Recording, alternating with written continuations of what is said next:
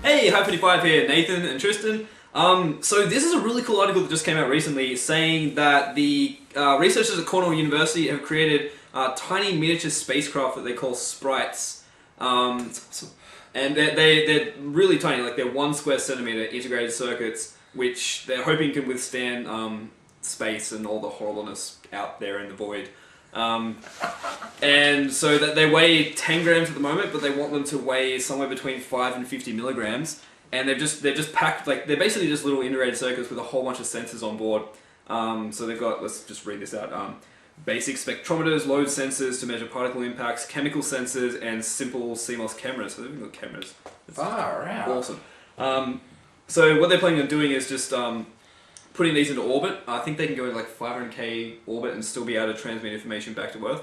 And I think what they're planning on doing with this is just basically monitoring as much as they possibly can. Everything. Like monitoring, you know, different dust particle density and stuff. That's within incredible. orbit and stuff like that.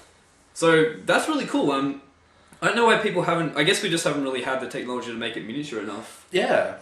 But you think, like, imagine these are 1 square centimeter. They're just tiny. Imagine launching like millions of them. Yeah, exactly. Into space. Like in a safe place, so they don't. Well, that would be destroy interesting, the actually. ISS. Like, yeah, just spinning around like crazy, pelted by miniature We'll just shoot them at satellites. the ISS. Yeah. Fuck you, astronauts. I like that they're doing this. Yeah. Are they going to launch them? Have they got any time frame, or what's the go with it? Testing.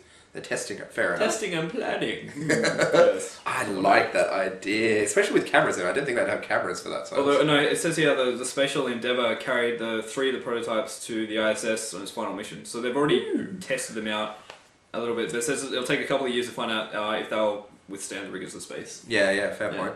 But, oh dude, the idea I had with this is like, imagine if we just launched like billions of these little mini satellites. If you could get enough if you could still get them, have them powerful enough to send back information and maybe have like a little solar panel or something on there. Imagine launching billions of them just in every direction, or just a couple to every single star you can possibly see.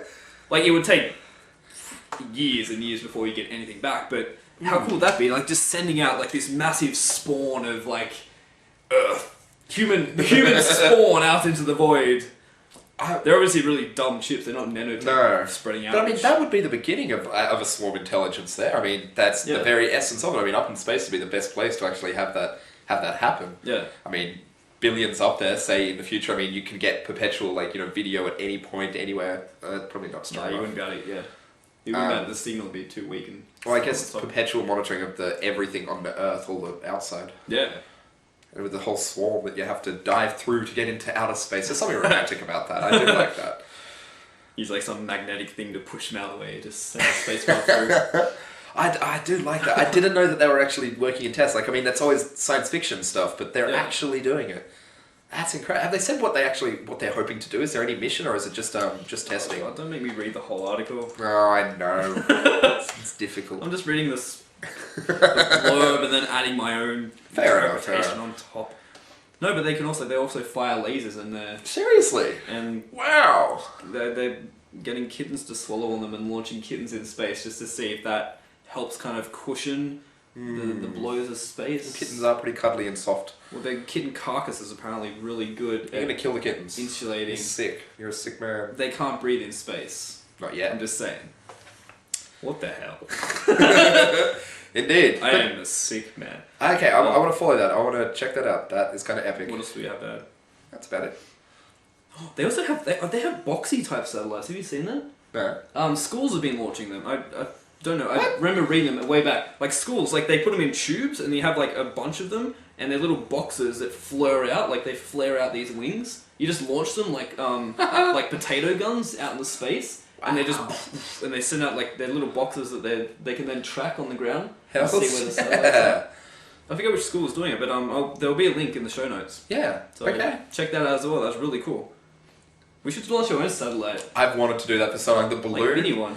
Oh, the helium balloon. The helium balloon. I want to do that. Is like the greatest project ever. Actually, attaching a camera to a helium balloon and seeing space. Yeah. Oh, I want to see space.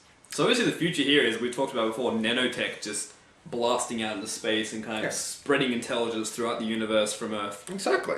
And this is kind of like the, very, very beta, primitive. Oh, look how cute they are making their little integrated circuits thing. Exactly. Yeah. Anyway, Epic. it's cool. Yeah. Catch you later.